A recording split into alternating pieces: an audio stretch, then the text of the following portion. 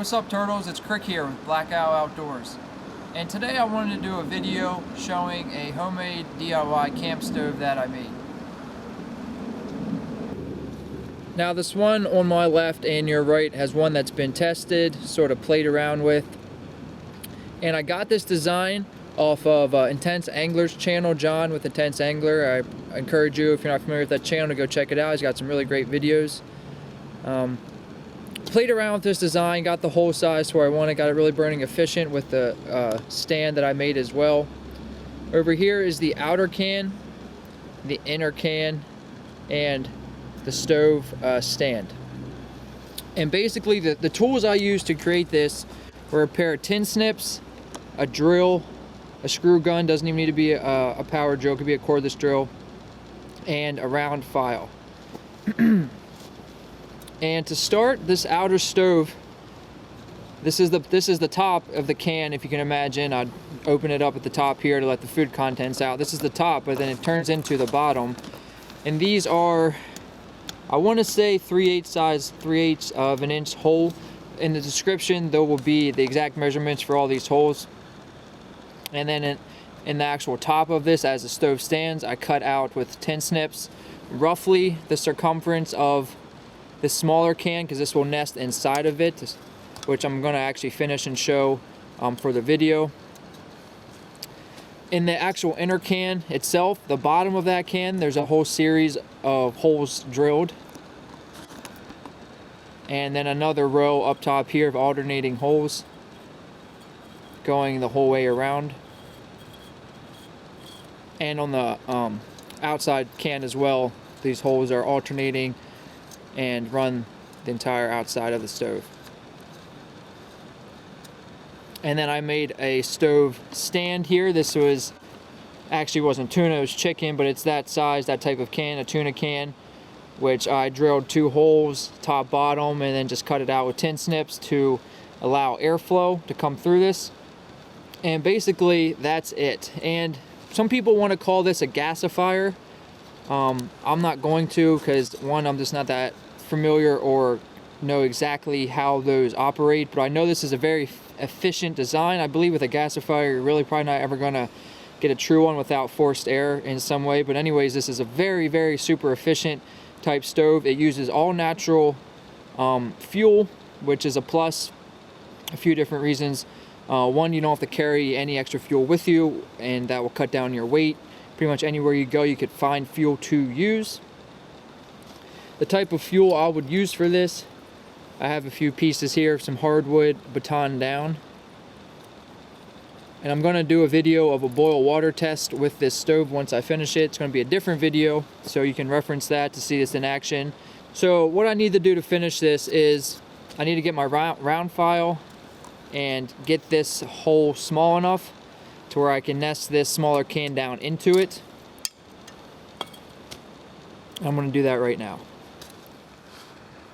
I just have a little tool roll here. I have some multiple files inside of this as well, but I have my round file right now.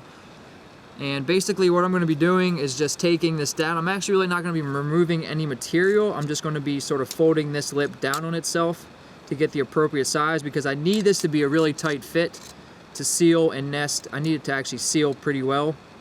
So I'm going to keep doing this, sort of test fit it until I can actually get it forced down and sealed really well. So I'm just going to work my way around it and keep trying until it fits.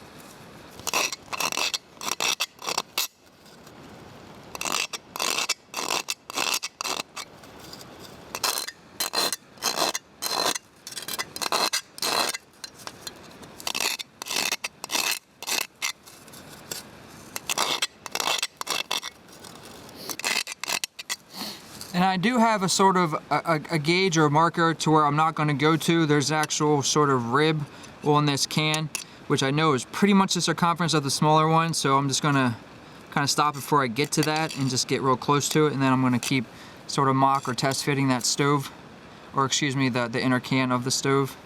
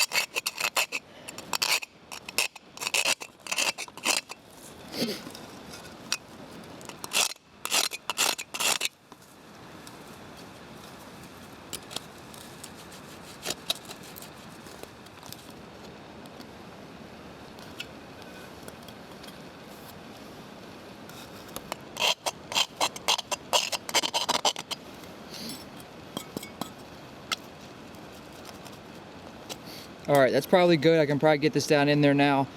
So that was an elapsed time. This probably took me, I don't know, 10 minutes. Probably because I left myself a little bit of excess that wasn't necessary on around the lip. But nonetheless, once I get it to where I know it's not just going to fall right through and I can work it down, you get a really nice tight seal.